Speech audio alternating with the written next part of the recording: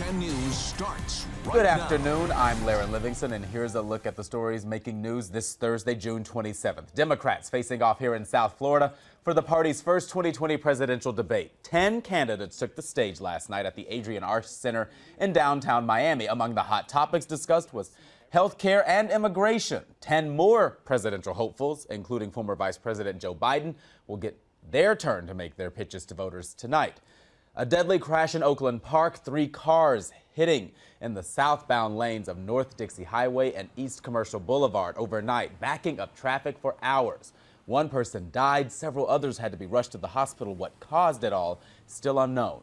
An investigation is now underway into how a veteran police officer ended up getting shot in the chest during a training exercise. Doral Sergeant Eric Fernandez was airlifted to the hospital in serious but stable condition after a training accident.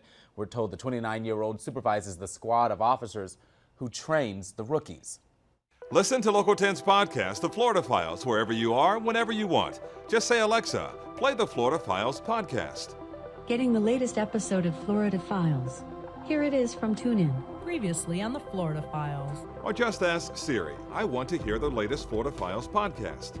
Here's the newest episode of the Florida Files. Get the Florida Files on Alexa, Google Home, or Apple devices just by saying play the Florida Files podcast.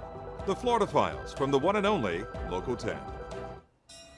Another 7 people sick from a mystery substance at the Miami-Dade pretrial detention center in Miami. 14 inmates and corrections officers in all had to be treated for nausea and vomiting since Tuesday night. That's when authorities say inmates inhaled some sort of a substance and the fumes spread. Investigators are now trying to nail down what that substance was. And as breaking news happens, we have you covered right here on air and online. Head to local10.com for more local news coverage and updates.